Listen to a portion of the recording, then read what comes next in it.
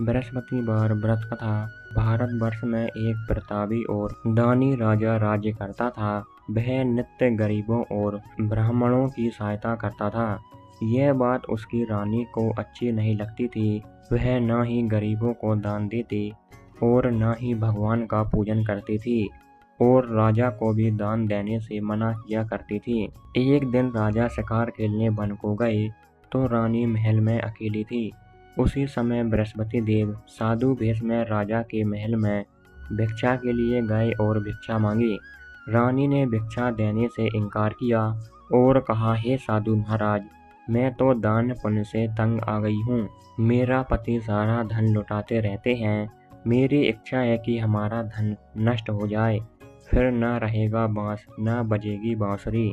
साधु ने कहा, देवी तुम तो बड़ी विचित्र हो। धन संतान तो सभी चाहते हैं, पुत्र और लक्ष्मी तो पापी के घर भी होनी चाहिए। यदि तुम्हारे पास अधिक धन है तो भूखों को भोजन दो, प्यासों के लिए प्याऊ बनवाओ, मुसाफिरों के लिए धर्मशालाएं खुलवाओ। जो निर्धन अपनी कुंवारी कन्याओं का विवाह नहीं कर सकते, उनका विवाह करा दो। ऐसे और कई काम हैं जिनके करने से तुम्हारा यश लोक परलोक में फैलेगा। परंतु रानी पर उपदेश का कोई प्रभाव न पड़ा। वह बोली, महाराज आप मुझे कुछ ना समझाइए। मैं ऐसा धन नहीं चाहती जो हर जगह बांटती फिरूं। साधु ने उत्तर दिया, यदि तुम्हारी ऐसी इच्छा है तो तथास्तु। तुम ऐसा करना कि बृहस्पतिवार को घर लीपकर पीली मिट्टी से अपना सिर धोकर स्नान करना, भट्टी चढ़ाकर कपड़े धोना। ऐसा करने से आपका सारा धन नष्ट हो जाएगा।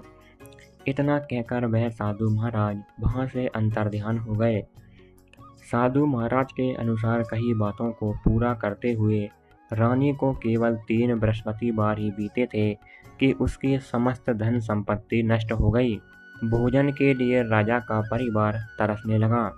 तब एक दिन राजा ने रानी से बोला कि हे रानी, तुम यहीं रहो, मैं दूसरे देश को जाता हूँ, क्योंकि यहाँ पर सभी लोग मुझे जानते हैं, इसलिए मैं कोई छोटा कार्य नहीं कर सकता। ऐसा कहकर राजा परदेश चला गया। वहाँ वह जंगल से लकड़ी काटकर लाता और शहर में बेचता। इस तरह वह अपना जीवन व्यतीत करने लगा। इधर राजा के परदेश जाते ही रानी और दासी दुखी रहने लगी। एक बार जब रानी और दासी को 7 दिन तक बिना भोजन के रहना पड़ा तो रानी ने अपनी दासी से कहा, हे दासी, पास ही के नगर में मेरी बहन रहती है। वह बड़ी धनवान है, तू उसके पास जा और कुछ ले आ ताकि थोड़ी बहुत गुजर बसर हो जाए। दासी रानी की बहन के पास गई। उस दिन गुरुवार था और रानी की बहन उस समय बृहस्पतिवार व्रत की कथा सुन रही थी। दासी ने रानी की बहन को अपनी रानी का संदेश दिया, लेकिन रानी की बड़ी बहन ने कोई उत्तर नहीं दिया। जब दासी को रानी की बहन से कोई उत्तर नहीं मिला तो वह बहुत दुखी हुई और उसे क्रोध भी आया। दासी ने वापस आकर रानी को सारी बात बता दी। सुनकर रानी ने अपने भाग्य को कोसा। उधर रानी की बहन ने सोचा कि मेरी बहन की दासी आई थी, परंतु मैं उससे नहीं बोली, इससे वह बहुत दुखी हुई होगी। कथा सुनकर और पूजन समाप्त करके वह अपनी बहन के घर आई और कहने लगी, हे बहन, मैं बृहस्पतिवार का व्रत कर रही थी। तुम्हारी दासी मेरे घर आई थी, परंतु जब तक कथा होती है तब तक ना तो उठते हैं और ना ही बोलते हैं, इसीलिए मैं नहीं बोली। कहो दासी क्यों गई थी? रानी बोली, बहन तुमसे क्या छिपाऊं, हमारे घर में खाने तक को अनाज नहीं था। ऐसा कहते कहते रानी की आंखें भर आईं। उसने दासी समेत पिछले 7 दिनों से भूखे रहने तक की बात अपनी बहन को विस्तार पूर्वक सुना दी। रानी की बहन बोली, देखो बहन, भगवान बृहस्पति देव सबकी मनोकामना को पूर्ण करते हैं। देखो शायद तुम्हारे घर में अनाज रखा हो। पहले तो रानी को विश्वास नहीं हुआ, पर बहन के आग्रह करने पर उसने अपनी दासी को अंदर भेजा तो उसे सचमुच अनाज से भरा एक घड़ा मिल गया। यह देखकर दासी को बड़ी हैरानी हुई। दासी रानी से कहने लगी, हे रानी, जब हमको भोजन नहीं मिलता तो हम व्रत ही तो करते हैं। इसीलिए क्यों ना इनसे व्रत और कथा की विधि पूछ ली जाए ताकि हम भी व्रत कर सकें। तब रानी ने अपनी बहन से बृहस्पतिवार व्रत के बारे में पूछा। उसकी बहन ने बतलाया, बृहस्पतिवार के व्रत में चने की दाल और मुनक्का से विष्णु भगवान का केले की जड़ में पूजन करें तथा दीपक जलाएं, व्रत कथा सुने और पीला भोजन ही करें। इससे बृहस्पति देव प्रसन्न होते हैं। व्रत और पूजन विधि बतलाकर रानी की बहन अपने घर को लौट आई। 7 दिन के बाद जब गुरुवार आया तो रानी और दासी ने व्रत रखा। घुड़साल में जाकर चना और गुड़ लेकर आई। फिर उससे केले की जड़ तथा विष्णु भगवान का पूजन किया। अब पीला भोजन कहाँ से आए? इस बात को लेकर दोनों बहुत दुखी थी। चूंकि उन्होंने व्रत रखा था, इसीलिए बृहस्पति देव उनसे प्रसन्न थे। इसीलिए वे एक साधारण व्यक्ति का रूप धारण कर 2 थालों में सुंदर पीला भोजन दासी को दे गए। भोजन पाकर दासी प्रसन्न हुई और फिर रानी के साथ मिलकर भोजन ग्रहण किया। उसके बाद वे सभी गुरुवार को व्रत और पूजन करने लगे। बृहस्पति भगवान की कृपा से उनके पास फिर से धन संपत्ति आ गई, परंतु रानी फिर से पहले की तरह आलस्य करने लगी। तब दासी बोली, देखो रानी, तुम पहले भी इसी प्रकार आलस करती थी। तुम्हें धन रखने में कष्ट होता था, इस कारण सभी धन नष्ट हो गया। और अब जब भगवान बृहस्पति देव की कृपा से धन मिला है तो तुम्हें फिर से आलस होता है। रानी को समझाते हुए दासी कहती है कि बड़ी मुसीबतों के बाद हमने यह धन पाया है, इसलिए हमें दान पुण्य करना चाहिए, भूखे मनुष्यों को भोजन कराना चाहिए और धन को शुभ कार्यों में खर्च करना चाहिए, जिससे तुम्हारे कुल का यश बढ़ेगा, स्वर्ग की प्राप्ति होगी और पुत्र प्रसन्न होंगे। रानी अपना धन शुभ कार्यों में खर्च करने लगी, जिससे पूरे नगर में उसका यश फैलने लगा। बृहस्पतिवार व्रत कथा के बाद श्रद्धा के साथ आरती की जानी चाहिए। इसके बाद प्रसाद बांटकर उसे ग्रहण करना चाहिए। एक दिन राजा दुखी होकर जंगल में एक पेड़ के नीचे आसन जमाकर बैठ गया।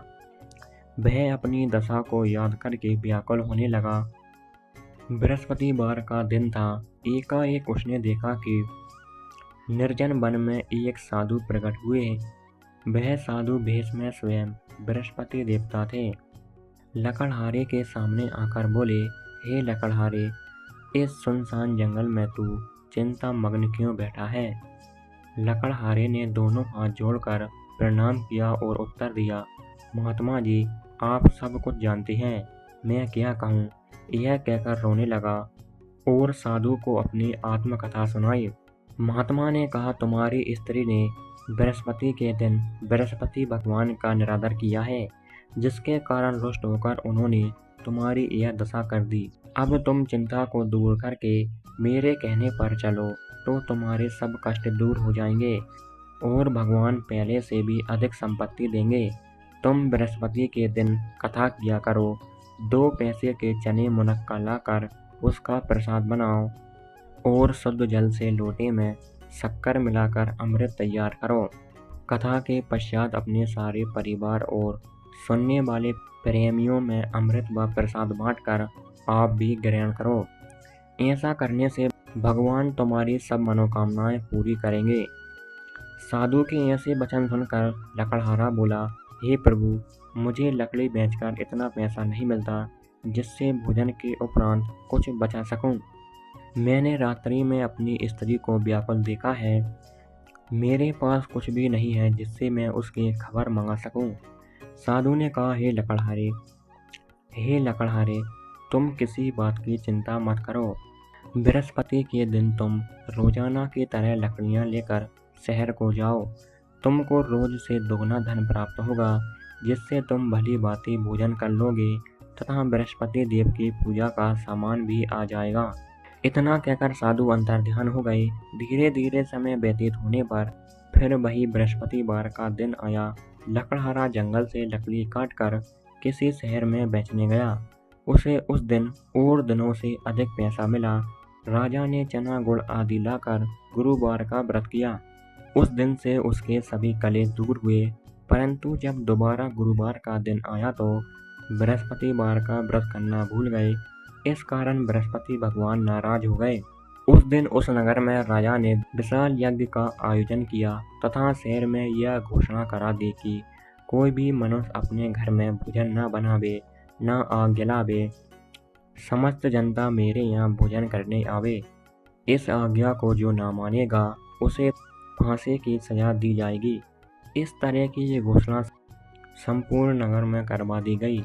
राजा की आज्ञा के अनुसार शहर के सभी लोग भोजन करने गए, लेकिन लकड़हारा कुछ देर से पहुंचा, इसलिए राजा उसको अपने साथ घर लेवा ले गए और ले जाकर भोजन करा रहे थे तो रानी की दृष्टि उस खूंटी पर पड़ी जिस उसका हार लटका हुआ था। वह वहां पर दिखाई नहीं दिया। रानी ने निश्चय किया कि मेरा हार इस मनुष्य ने चुरा लिया है। उसी समय सिपाहियों को बुलाकर उसको कारागार में डलवा दिया। जब लकड़हारा कारागार में पड़ गया और बहुत दुखी होकर विचार करने लगा कि न जाने कौन से पूर्व कर्म से मुझे यह दुख प्राप्त हुआ है, और उसी साधु को याद करने लगा जो कि जंगल में मिला था। उसी समय तत्काल बृहस्पति देव साधु के रूप में प्रकट हुए और उसकी दशा को देखकर कहने लगे, अरे मूर्ख, तूने बृहस्पति देव की कथा नहीं करी, इस कारण तुझे दुख प्राप्त हुआ है। अब चिंता मत कर। बृहस्पतिवार के दिन कारागार के दरवाजे पर 4 पैसे पड़े मिलेंगे। उनसे तू बृहस्पति देव की पूजा करना, तेरे सभी कष्ट दूर हो जाएंगे। बृहस्पतिवार के दिन उसे 4 पैसे मिले। लकड़हारे ने कथा कही। उसी रात्रि को बृहस्पति देव ने उस नगर के राजा को स्वप्न में कहा, हे राजा, तूने जिस आदमी को कारागार में बंद कर दिया है वह निर्दोष है। वह राजा है, उसे छोड़ देना। रानी का हार उसी खूंटी पर लटका है। अगर तू ऐसा नहीं करेगा तो मैं तेरे राज्य को नष्ट कर दूंगा। इस तरह रात्रि को स्वप्न को देखकर राजा प्रातःकाल उठा और खूंटी पर हार देखकर लकड़हारे को बुलाकर क्षमा मांगी तथा लकड़हारे को योग सुंदर वस्त्र आभूषण देकर विदा कर दिया। बृहस्पति देव की आज्ञा के अनुसार लकड़हारा अपने नगर को चल दिया। राजा जब अपने नगर के निकट पहुंचा तो उसे बड़ा आश्चर्य हुआ। नगर में पहले से अधिक बाग, तालाब, कुएं तथा बहुत सी धर्मशालाएं, मंदिर आदि बन गई हैं। राजा ने पूछा, यह किसका बाग और धर्मशाला है? तब नगर के सब लोग कहने लगे, यह सब रानी और बांदी के हैं। तो राजा को आश्चर्य हुआ और गुस्सा भी आया। जब रानी ने यह खबर सुनी कि राजा आ रहे हैं तो उन्होंने बांदी से कहा, हे दासी, देख राजा हमको कितनी बुरी हालत में छोड़ गए थे। हमारी ऐसी हालत देखकर वह लौट न जाएं, इसलिए तू दरवाजे पर खड़ी हो जा। आज्ञा के अनुसार दासी दरवाजे पर खड़ी हो गई।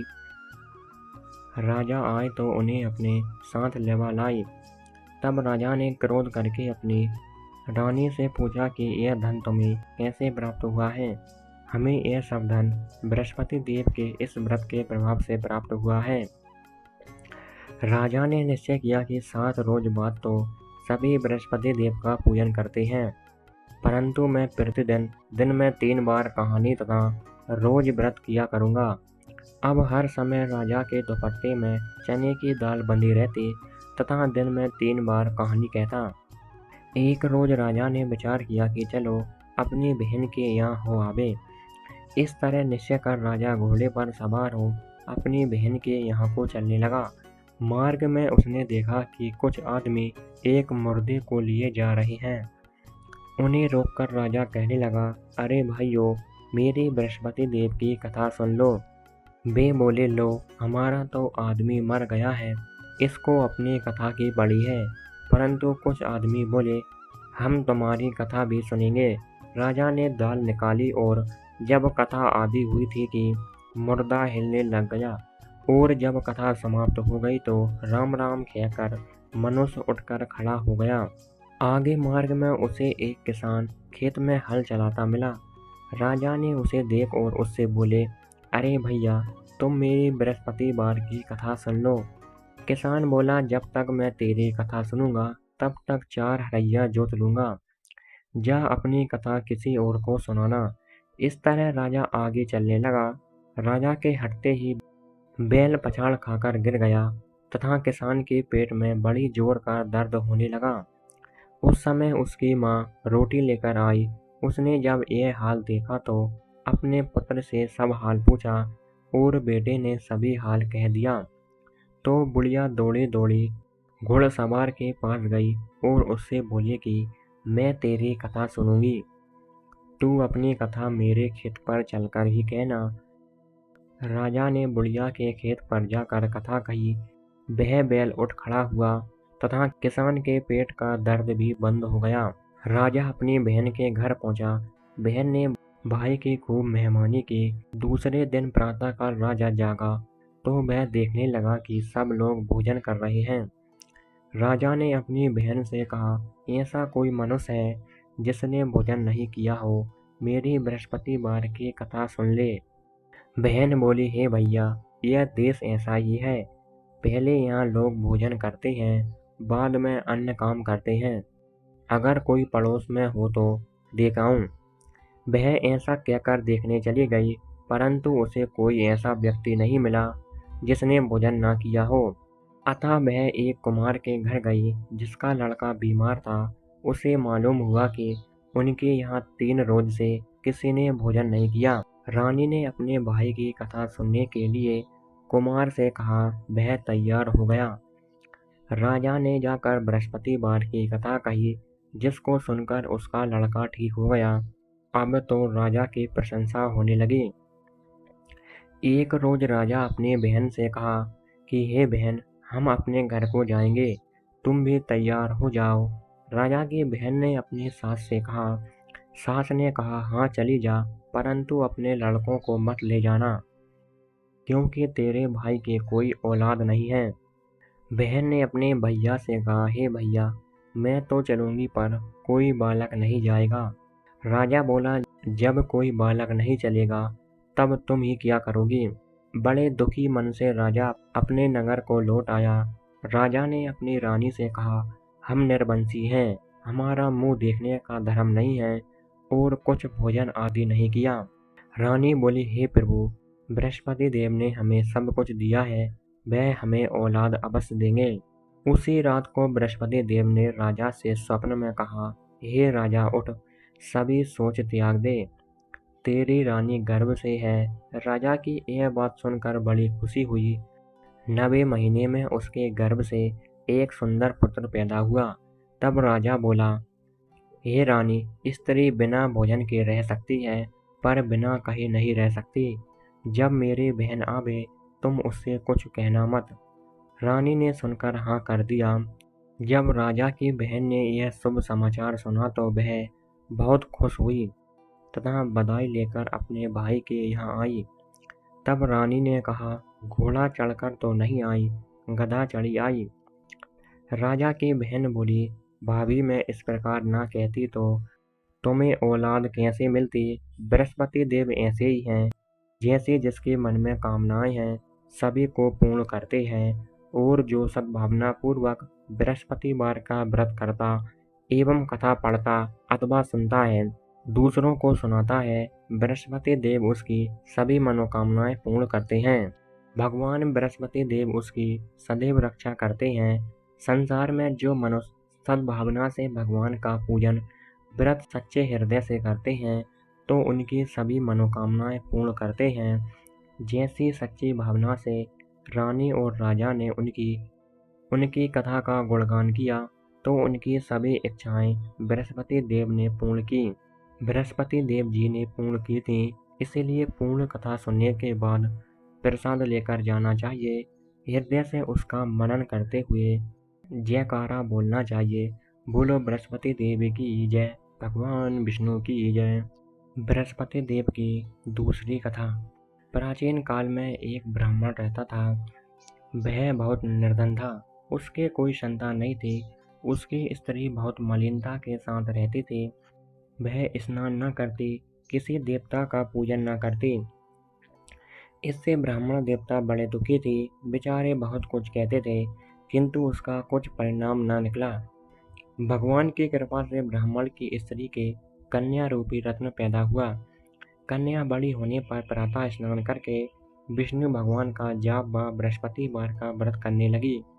अपने पूजन पाठ को समाप्त करके विद्यालय जाती तो अपनी मुट्ठी में जौ भरकर ले जाती और पाठशाला के मार्ग में डालती जाती। तब यह जौ स्वर्ण के हो जाते। लौटते समय उनको बीन कर घर ले आती। एक दिन वह बालिका सूप में उस सोने के जौ को फटक कर साफ कर रही थी। उसके पिता ने देख लिया और कहा, हे बेटी, सोने के जौ के लिए सोने का सूप होना चाहिए। दूसरे दिन बृहस्पतिवार था। इस कन्या ने व्रत रखा और बृहस्पति देव से प्रार्थना करके कहा, मैंने आपकी पूजा सच्चे मन से की हो तो मेरे लिए सोने का सूप दे दो।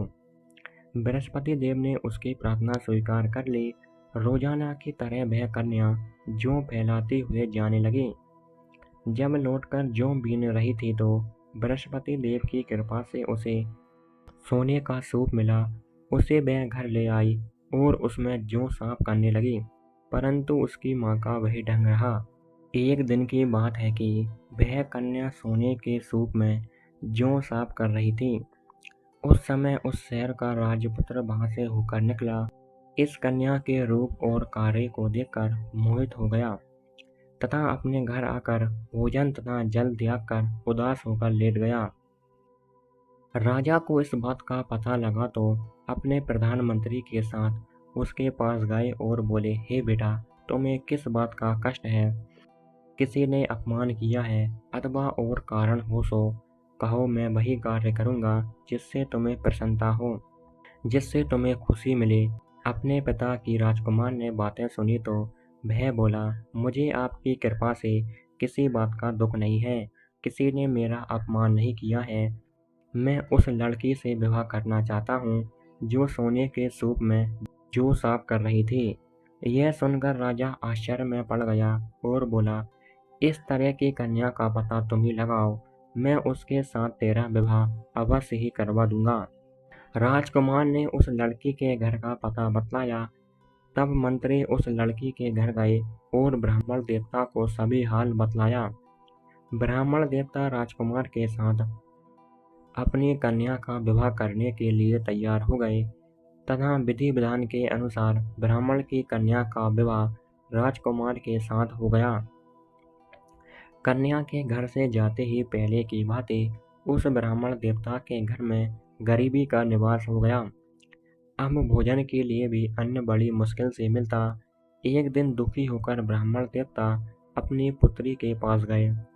बेटी ने पिता की दुखी अवस्था को देखा और अपनी माँ का हाल पूछा। तब ब्राह्मण ने सभी हाल कहा। कन्या ने बहुत सा धन देकर अपने पिता को विदा कर दिया। इस तरह ब्राह्मण का कुछ समय सुखपूर्वक व्यतीत हुआ। कुछ दिन बाद फिर वही हाल हो गया। ब्राह्मण अपनी कन्या के यहाँ गया और सारा हाल कहा तो लड़की बोली, हे पिताजी, आप माता जी को यहाँ लेवा लाओ, मैं उसे विधि बता दूंगी जिससे गरीबी दूर हो जाए। वह ब्राह्मण देवता अपनी स्त्री को लेकर पहुँचे तो अपनी माँ को समझाने लगी, हे माँ, तुम प्रातःकाल प्रथम स्नान दी आदि करके विष्णु भगवान का पूजन करो, सब गरीबी दूर हो जाएगी। परंतु उसकी माँ ने एक भी बात नहीं मानी और प्रातःकाल उठकर अपनी पुत्री के बच्चों की जूठन को खा लिया। इससे उसकी पुत्री को बहुत गुस्सा आया और एक रात को कोठरी में सभी सामान निकाल दिया और अपनी माँ को उसमें बंद कर दिया। प्रातःकाल उसे निकाला तथा स्नान आदि कराकर पाठ करवाया तो उसकी माँ की बुद्धि ठीक हो गई और फिर प्रत्येक बृहस्पतिवार को व्रत रखने लगी। इस व्रत के प्रभाव से उसके माँ बाप बहुत ही धनवान और पुत्रवान हो गए। बृहस्पति जी के प्रभाव से इस लोक के सुख भोग कर स्वर्ग को प्राप्त हुए। सब बोलो विष्णु भगवान की जय, बोलो बृहस्पति देव की जय।